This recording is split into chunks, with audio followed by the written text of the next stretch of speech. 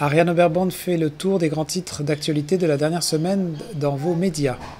Cette semaine, dans vos médias régionaux, le dossier du transport aérien retient l'attention. Le Gaspésie Nouvelle en fait sa une avec la coopérative de transport régional TREC qui demande au gouvernement provincial de participer à son montage financier. Une pétition a été lancée sur le site de l'Assemblée nationale.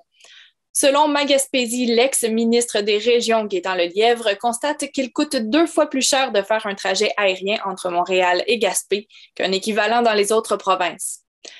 Gaspésie Nouvelle annonce que Grande-Rivière boucle un budget de 6,63 millions de dollars dans lequel le taux de taxation passe de 89 à 94 cents du 100 dollars d'évaluation. Radio Gaspésie rapporte que la ville de Percé voit son budget augmenter de 600 000 dollars. Toutefois, le taux de taxation connaît une légère baisse en raison de l'augmentation de la valeur des propriétés. La mairesse Cathy Poirier affirme que la majorité des comptes de taxes seront d'un montant comparable aux années précédentes. Percé remet son projet de rue commerciale à jour selon Magaspésie. Tout l'aspect environnemental sera bonifié et le projet de 2016 sera actualisé par rapport aux normes qui ont changé depuis son dépôt.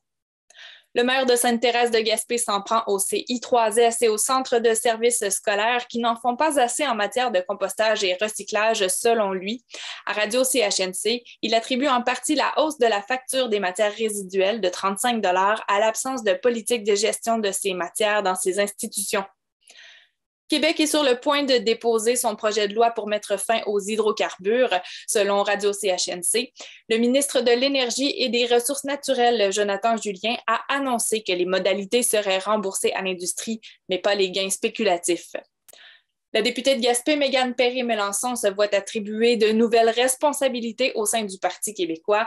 À ces responsabilités actuelles s'ajoutent les affaires municipales, l'agriculture et l'alimentation et l'habitation, selon Radio CHNC.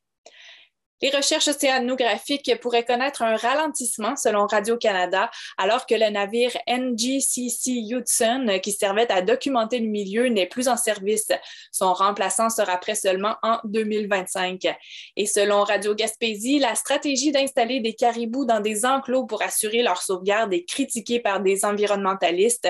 Selon Pierre-Olivier Boudreau de la Société pour la nature, cette observation ne fait que cacher des décennies d'inaction pour protéger l'habitat de cet animal dont il ne reste qu'une quarantaine d'individus dans la région.